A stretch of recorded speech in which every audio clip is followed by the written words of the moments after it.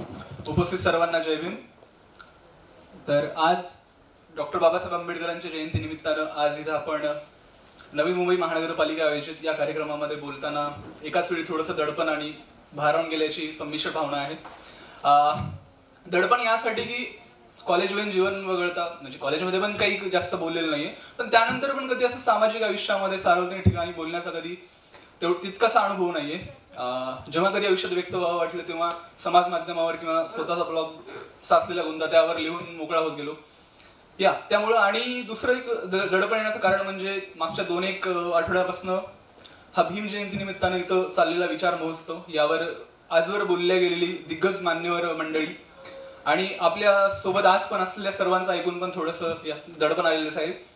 आणि भारावून जाण्याची एक फिलिंग म्हणजे की आता आम्ही येण्याच्या अगोदर प्रफुल्ल सर आणि आम्हाला पूर्ण पाठीमागची लायब्ररी फिरवली, तर ती इतकं ओव्हरवेल्मिंग फिलिंग होती ना सर्व पाहताना. बाबासाहेबांचे होलोग्राम, त्यांचं पूर्ण एक फोटोज, यासाठी मला नवी मुंबई महानगरपालिकेचं मनापासून कौतुक करावं असं वाटतं. खरंच खूप कौतुकास्पद उपक्रम त्यांनी राबवलेला आहे इथं. आणि दुसरी एक पर्सनल फिलिंग म्हणजे मागच्या 2 वर्षाच्या गॅप नंतरची भीम जयंती, तो एक पर्सनल टच आहेच. कारण मागच्या कोविडच्या या संकटामुळं आजवर आपण 2 वर्ष जयंती नाही होऊ शकली आणि परत एकदा आपण त्याच उत्साहानं गावखेड्यांमध्ये, प्रत्येक शहरांमध्ये, नगरांमध्ये भीम जयंतीच्या सेलिब्रेशनसाठी सर्वजण आपण तयारीला लागलेलो आहोत. आणि मित्रांनो, माझं असं म्हणायसारखं तितकं वाचन नाहीये, म्हणजे जे आता बसलेले आहेत आपल्या समोरचे असतील किंवा उपस्थित लोकांपैकी, पण थोडं बहुत जे काय वाचलेलं आहे किंवा सध्या पण जे वाचतोय, तर मला वाटतं की सुरुवात माझी वाचनाची कशी झाली असेल तर मी ऍक्च्युली लिहूनच आणले मी थोडं. ओके, म्हणजे एकदम सांगायचं झालं वाचनाची सुरुवात कशी झाली तर मी माझ्या वस्तीमध्ये वाढलोय. माझं पूर्ण शाळेपासून ते कॉलेजपर्यंत मी माझ्या मराठवाड्यातल्या गावकुसामध्ये माझं पूर्ण जडणघडण घडली आहे. तर नांदेड जिल्ह्यामधलं माझं एक छोटंसं गाव आहे. त्या गावामध्ये तर तिथं व्हायचं कसं, मी शाळेमध्ये असताना की वर्षावास नावाचा एक कार्यक्रम असायचा. आषाढ पौर्णिमा ते बुद्ध पौर्णिमाच्या पूर्ण कालखंडामध्ये त्या लोकल बुद्ध विहारामध्ये बुद्ध आणि त्यांचा धम्म या ग्रंथाचं सामूहिक वाचन आणि पठण व्हायचं त्यावेळेस. आणि मी तिथं 1-2 वेळेस असं जायचो. तर आणि शिकलेली लोक फार कमी होती, बोटावर मोजणे इतकी लोक ज्यांना वाचता येतं. त्यापैकी कोणीतरी एक जण वाचणार आणि बाकीचे सर्वजण जे मजुरीवरनं किंवा बाकी घरी आले तर ते तिथं रात्री जाऊन बसणार आणि ते ऐकणार. ते एकाच वेळी इतकं सुंदर आणि रोमॅन्टिक वाटायचं ना, त्यावेळेस मी ते पाहायचो तिथं आणि ऐकायचो त्या गोष्टी. मग ते वाचताना बऱ्याचदा बुद्धाची जी पूर्ण कथा सांगायची आहे त्यामध्ये म्हणजे पहिल्यांदा डोक्यामध्ये एक स्पार्क जाणवला की हे काहीतरी इंटरेस्टिंग घडते. त्यामुळे मी रोज जायला लागलो ती स्टोरी ऐकायला. पण नंतरच्या काही आता ते थोडंसं दूर होतं माझ्या घरापासून आणि पावसाळ्याचे दिवस पुढे आलेले होते, मला नाही जाणवायचं. तर बाबांना म्हटलं, बाबा मला ते पुस्तक विकत घेऊन द्याल का, मी ऍटलिस्ट वाचेल तरी, कारण माझं रोज जाणं होत नाही समजून घ्यायला तिथं. तर बाबांनी पहिल्यांदा ते पुस्तक आणून दिलेलं वाचायला आणि मग ते वाचल्याच्या नंतर तिथून थोडंसं जाणवायला लागले त्या गोष्टीतनं. आणि ते पहिल्यांदा जेव्हा वाचलं लाईक मला तेव्हाच जाणवलं मी चिवर धारण करणार आहे आणि भिक्खू बनणार आहे. पण तो भाग आली होता, मी काही तसं काही केलेलं नाहीये. बट तिथून असं म्हणता येईल की वाचनाची सुरुवात झालेली त्या ठिकाणावर.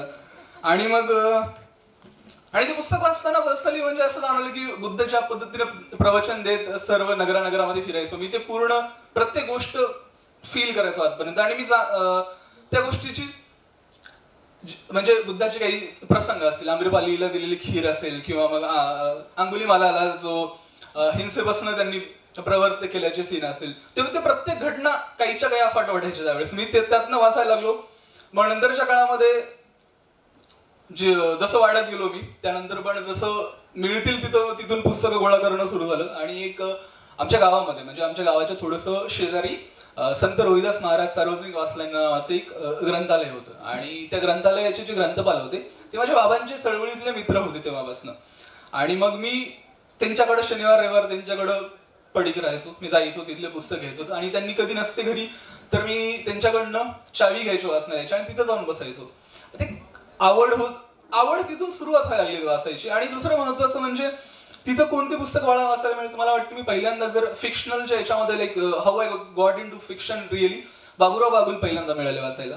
आणि बाबुराव बागुलांच्या ज्या कथा वाचल्या त्यातली सर्व पात्र जिवंत मी रोज ज्या लोकांना पाहतोय, माझ्या वस्तीतले लोक असतील किंवा आमच्या गावाच्या बाजूच्या तांड्यावरची जी लोक आहेत किंवा शेजारच्या माळाखालचा जो आदिवासी पाडा आहे त्यातली लोक आहेत, तर ही जिवंत पात्र तिथं ज्यांच्याशी मी इंटरॅक्ट केलंय, ज्यांच्याशी बोललंय, त्या पात्रांच्या कथा तिथं मला दिसून यायच्या. आणि मग नंतरच्या काळामध्ये मी कॉलेजला गेलो. आता तोपर्यंत इंग्रजी वाचन अजिबात नव्हतं, कारण माझी पूर्ण मी आजवर वाढलो होतो जिल्हा परिषद शाळेमध्ये मराठी मीडियम, आणि त्यामुळं कॉलेजपर्यंत येईपर्यंत प्रचंड सारे न्यूनगंड होते मनामध्ये. आपण कसे दिसतो, कसे बोलतो, आपले उच्चार कसे आहेत शब्दांबद्दलचे, आपले कपडे कसे आहेत, या बाबतीमध्ये खूप जास्त कॉन्शियस व्हायला लागलो. बिकॉज ते म्हणतात ना पूर्ण ते सोशल कन्स्ट्रक्ट असतं त्या गोष्टींचं, बट त्या होत्या माझ्यावर त्या गोष्टी. आणि मग मी कॉलेजला आल्याच्या नंतर मला आठवतं की बाबा त्यावेळेस लोकमत ग्रामीणशी संबंधित होते, त्यामुळे पेपर वगैरे यायचे. आणि दिवाळी अंक, आता दिवाळी अंक हा प्रकार फार इंटरेस्टिंग आहे. असं नव्हतं की मी त्यावेळेस रस्किन बॉन्डची स्टोरी वाचली होती दिवाळी अंकामध्ये, मराठी भाषांतर होतं त्याचं. आता दिवाळी अंक म्हणजे असं नव्हतं की बाबा सकाळी उठणं वगैरे लावलं आणि मस्त काहीतरी चकल्या वगैरे खाते वाचत बसले, असं काही नाही. तर ते जाहिरात कुणाची तरी असते आणि कुणाच्या घरी तरी नेऊन द्यायचं असं ते दिवाळी अंक, त्यामुळे मी ते वाचायला लागलो. आणि त्यामध्ये रस्किन बॉन्डची एक स्टोरी होती, द ब्ल्यू अम्ब्रेला नावाची.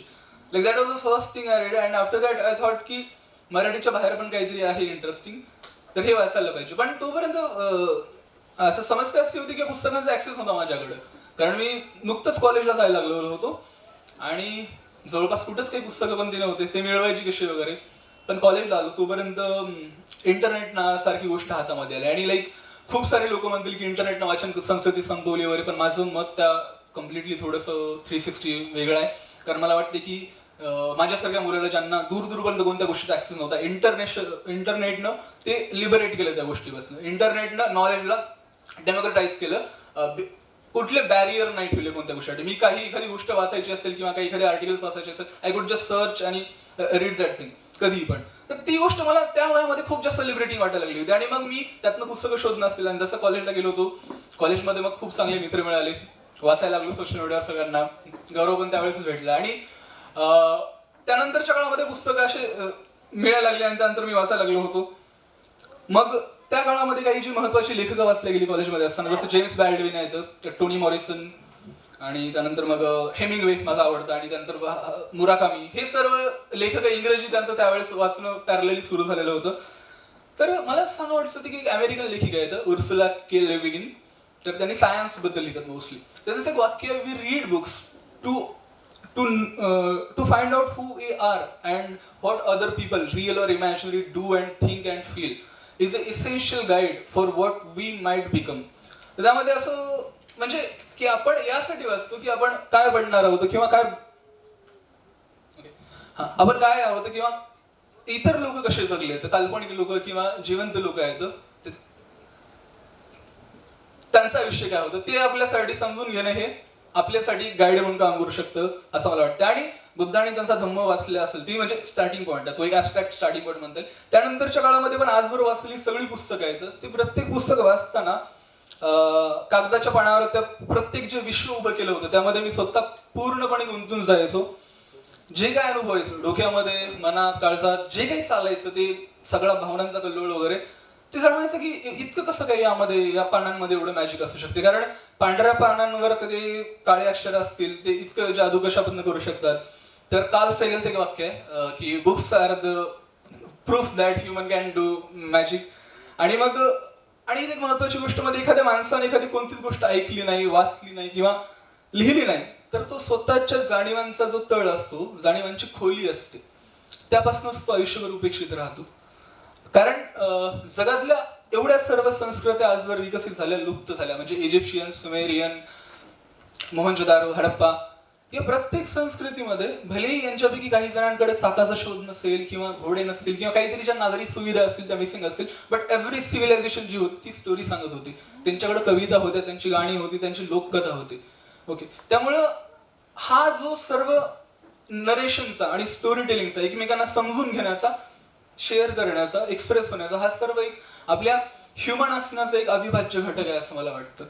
आणि मग कारण काळाचा जर पूर्ण पट बघितला आजवरचा उत्क्रांतीचा, की मानवी अस्तित्व, की आपण त्याला म्हणजे रफली बघूयात की होमोसेपियन्स जरी म्हणले 1,70,80,000 वर्षापासून, तेव्हापासूनचा आजवरचा 99% हा कालखंड असाच निघून गेला, ज्यामध्ये कधी आपण वाचणं किंवा वाचणं आणि लिहिणं फार नवीन फिनॉमिनॉन आहे compared to the evolutionary biology.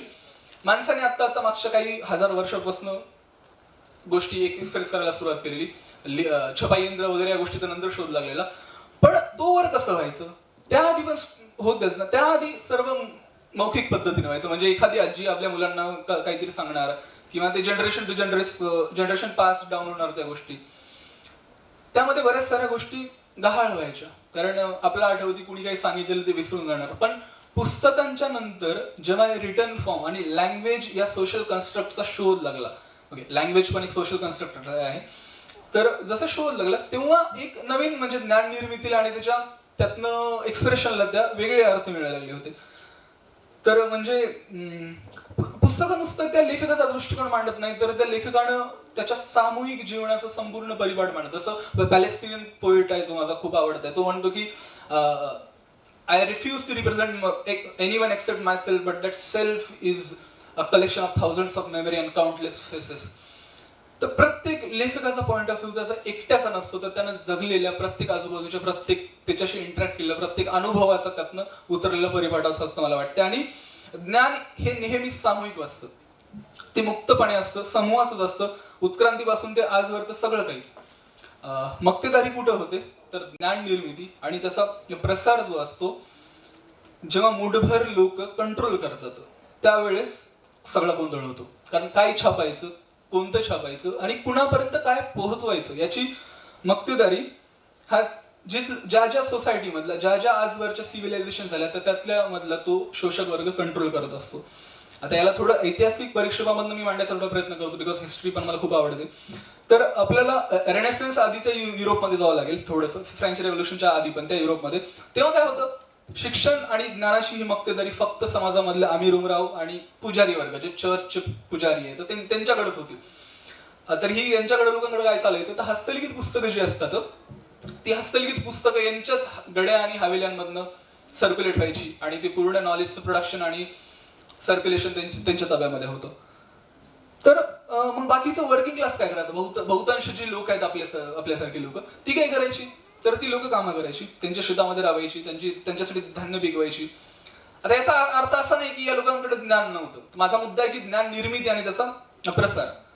तर त्यांच्याकडे पण स्टोरी होती, त्यांच्या पण कथा होत्या, त्यांच्या पण लोक कविता असतील. मग ही एक हाती मक्तेदारी तोडून काढली जोहान्स गुटेनबर्ग ज्या वेळेस जर्मनीमध्ये प्रिंटिंग प्रेसचा शोध लागला. आणि त्या प्रिंटिंग प्रेसचा शोध लागल्यानंतर वापरायला सोपं होतं, एका ठिकाणावर दुसऱ्या ठिकाणी नेजा करायला पण सोपं होतं. आणि त्यानंतर मानवी इतिहासातलं सर्वात इंटरेस्टिंग आणि तितकंच फिनॉमिनल प्रकरण सुरू झालं, पुस्तक नावाचं, बुक, पेपरबॅक बुक.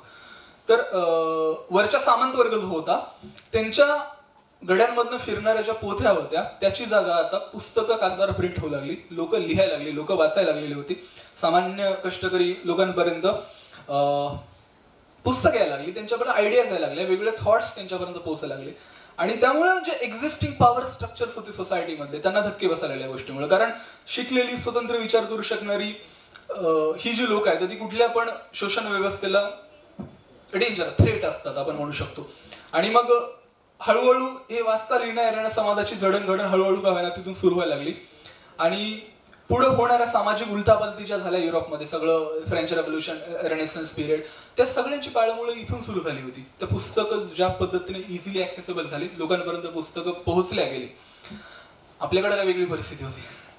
इथं देखील ज्ञान निर्मिती, त्याची मक्तेदारी, भाषेचा लहेजा, या सर्व गोष्टी पण एका विशिष्ट वर्गाची मक्तेदारी होती आणि आज देखील आहेच तिचं पण. तर या मक्तेदारीला झुगारण्यासाठी आणि सर्व कष्टकरी बहुजन वर्गापर्यंत हे आणण्यासाठी मग ज्योतिबा आणि सावित्रींना इथल्या शोषक वर्गाविरोधात बंड पुकारवा लागते. ही वस्तुस्थिती आहे आपली. कारण ज्ञान निर्मिती आणि त्याच्या प्रसाराची मक्तेदारी ही नेहमी शोषणातून येणारी असते. सामाजिक, जातीय, जेंडर या सर्व त्या लेयर्स असतात, त्यातनं आलेलं हे नॉलेज प्रोडक्शन असते. त्यामुळं या वास्तवाला टाळून आपण स्वतःला साहित्यप्रेमी, पुस्तकप्रेमी किंवा असं काही म्हणून घेणं मला वाटते ती दांभिक ताटळ असेल. कारण वाचन ज्ञानग्रहण हे आपल्याला जितकं स्वच्छंदी बनवतं, जितकं आपल्या आकलनांची, जाणीवांची, संवेदनांची कक्षा रुंदावतं, तेवढंच ते आपल्याला आपल्या समाजातले आजूबाजूचे प्रश्न आहेत त्यांच्याकडे तितकंच डोळसपणे पाहणं, त्यांना देखील शिकवलं पाहिजे. तर ते वाचन परिपूर्ण ठरतं, तर त्याला काही अर्थ उरतो. कारण खूप वाचणारी खूप लोक आहेत, पण पाहतो आपण त्या गोष्टी. तर याचं आणि या गोष्टीचं मला जर बाबासाहेबांचं युनिकनेस जर सर्वात महत्वाचं वाटलं तर या गोष्टीमध्ये मला वाटतं बाबासाहेबांच्या जीवनातल्या असंख्य पैलूंपैकी म्हणजे कायदेतज्ञ बाबासाहेब, अर्थतज्ञ बाबासाहेब, तत्ववेते बाबासाहेब आणि बोधिसत्व बाबासाहेब यापासून पुस्तकप्रेमी बाबासाहेब ते कोट्यावधी लेकरांची आई बाबासाहेब, हा जो विलक्षण प्रवास आहे हा मला खूप महत्वाचा वाटतो त्यामुळेच. आणि तर या एवढं बोलून मी माझी रजा घेतो. जय भीम.